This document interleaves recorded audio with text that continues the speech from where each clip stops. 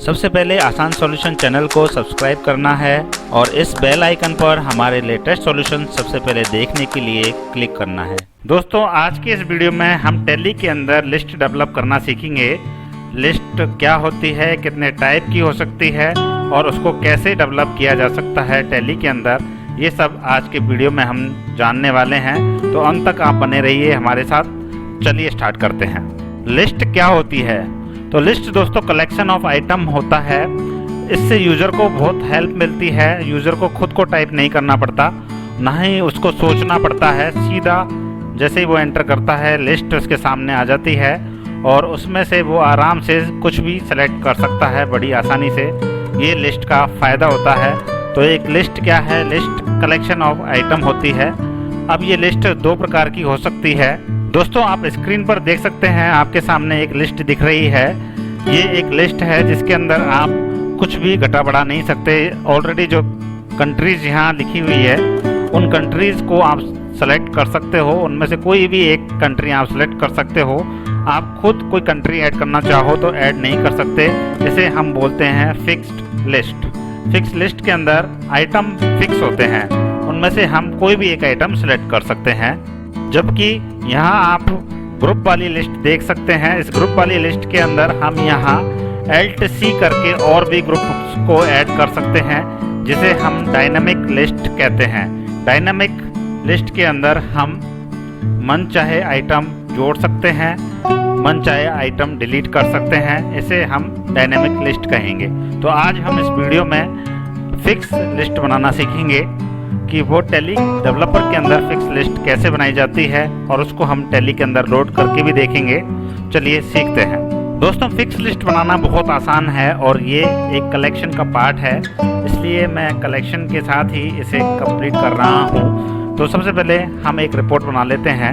तो रिपोर्ट में यहाँ क्रिएट कर देता हूँ रिपोर्ट, और रिपोर्ट के अंदर मैं लिख देता हूँ fx लिस्ट, यानी कि फिक्स लिस्ट। इस लिस्ट के अंदर हम बनाएंगे फॉर्म के अंदर पार्ट के अंदर लाइन। में जल्दी से क्रिएट कर देता हूँ।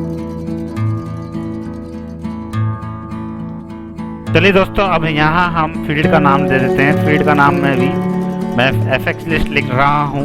यहाँ हम लिखेंगे फील्ड की डेफिनेशन fx लिस्ट। अब इस फील्ड की डेफिनेशन में आगे बढ़ने से पहले मैं यहाँ एक कलेक्शन बना लेता हूँ। कलेक्शन आपको बहुत ही सिंपल बनाना है। कलेक्शन के बाद कलेक्शन का नाम देंगे हम। अब आप अच्छी तरह से सीख चुके होंगे कलेक्शन किस प्रकार से बनाया जाता है। कलेक्शन में मैं यहाँ टाइटल भी दे देता हूँ इस कलेक्शन का, लोकल स्ट्रिंग। ये स्ट्रिंग डिफाइन करने के लिए काम में आता है, $$ लोकल स्ट्रिंग। आप सीधा भी लिख सकते हैं। मैं यहाँ लिख रहा हूँ लिस्ट ऑफ इलेक्ट्रॉनिक आइटम। उसके बाद मैं यहाँ लिखूँगा लिस्ट, और लिस्ट के बाद लिस्ट नेम यहाँ मैं सेलेक्ट करूँगा। उसके बाद मैं मेरे आइटम यहाँ लिखता जाऊँगा। मैं यहाँ लिख देता हूँ सबसे पहले एयर कंडीशनर। उसके बाद मैं दोबारा से लिखूँगा लिस्ट नेम। उसके बाद मैं लिख देता हूँ कूलर। उसके बाद मैं यहाँ लिख देता हूँ लिस्ट नेम रेफ्रिजरेटर।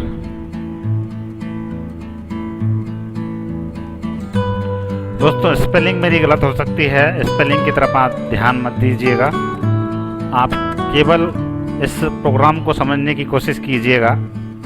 उसके बाद फैन एक्सेट्रा आप यहाँ आइटम बना सकते हैं। तो दोस्तों, आपका कलेक्शन कंप्लीट हो गया और इस कलेक्शन को एज ए टेबल देखने के लिए मैंने आपको ऑलरेडी बताया हुआ है। यहाँ आप लिखेंगे सो टेबल, उसके बाद कॉलन, यहाँ लिखेंगे ऑलवेज। उसके बाद नेक्स्ट लाइन में लिखेंगे टेबल के बाद कॉलन, और इस कलेक्शन का नाम हम इस टेबल के अंदर लिख देंगे। उसके बाद मैं यहाँ इसकी विड्थ वगैरह अच्छे से सेट हो, इसलिए मैं यहाँ लिख देता हूँ यूज नेम फील्ड। इतना लिखने के बाद हमारा प्रोग्राम कंप्लीट हो गया है। यहाँ आप लिस्ट नेम में और भी आइटम बनाना चाहें तो लिस्ट नेम कॉलन लिख के आइटम का नाम और ऐड कर सकते हैं। तो ये हम कोड के अंदर ही लिस्ट बना रहे हैं। ये फिक्स लिस्ट है। अब इस रिपोर्ट को देखने के लिए हम एक मेन्यू बना देते हैं। जिससे हम इस रिपोर्ट को ओपन कर पाएँ। मेन्यू, और मेन्यू के अंदर हम लिखेंगे गेटवे ऑफ टैली, और उसके बाद आइटम के अंदर हम बना लेते हैं फिक्स्ड लिस्ट, और फिर लिखते हैं एल्टर लिखेंगे क्योंकि हम इस रिपोर्ट में काम करना चाहते हैं, इसलिए हम एल्टर लिखेंगे। अगर हमें केवल डिस्प्ले करना होता तो हम डिस्प्ले लिखते। उसके बाद रिपोर्ट का नाम, ये हमने रिपोर्ट का नाम लिख दिया। तो हमने इस मेन्यू के अंदर फिक्स लिस्ट वाली मेन्यू है, इसके अंदर फिक्स लिस्ट वाली रिपोर्ट को अटैच कर दिया है। रिपोर्ट का कोड आपको समझ में आ ही गया होगा। रिपोर्ट के अंदर हमने ओनली एक फील्ड बनाई है, और फील्ड के अंदर हमने इस कलेक्शन को डिस्प्ले करवा दिया है। डिस्प्ले करने के लिए हमने टेबल, और टेबल के साथ हमने कलेक्शन का नाम लिखा।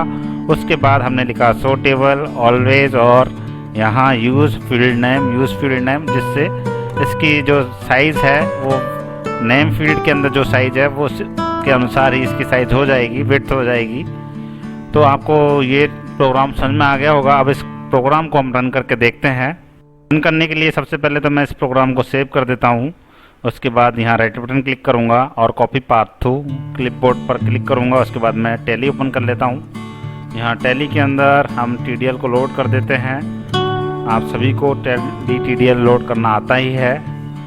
उसके बाद आप देख सकते हैं यहाँ नीचे फिक्स लिस्ट नाम से आपको मेन्यू दिख रही है। आप जैसे यहाँ एंटर करेंगे आपको यहाँ एक फिक्स लिस्ट दिख रही है, जिसके अंदर सारे आइटम आपके असेंडिंग ऑर्डर में आपको दिख रहे हैं।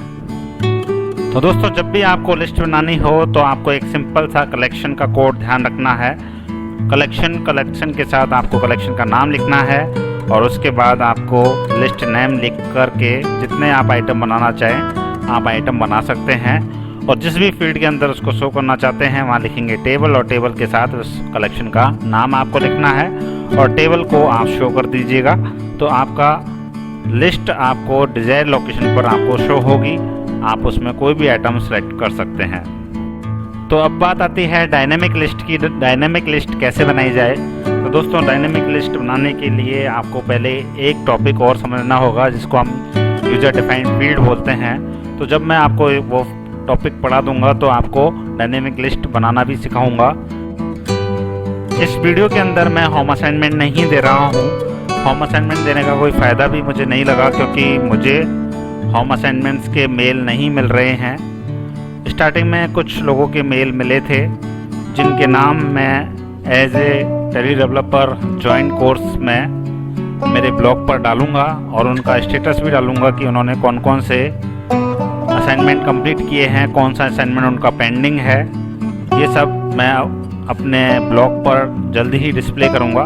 तो आपको आज का वीडियो कैसा लगा? अच्छा, अगर आपको वीडियो लगा तो प्लीज़ अपने फ्रेंड्स के साथ इसको शेयर कीजिए। Thank you for watching this video.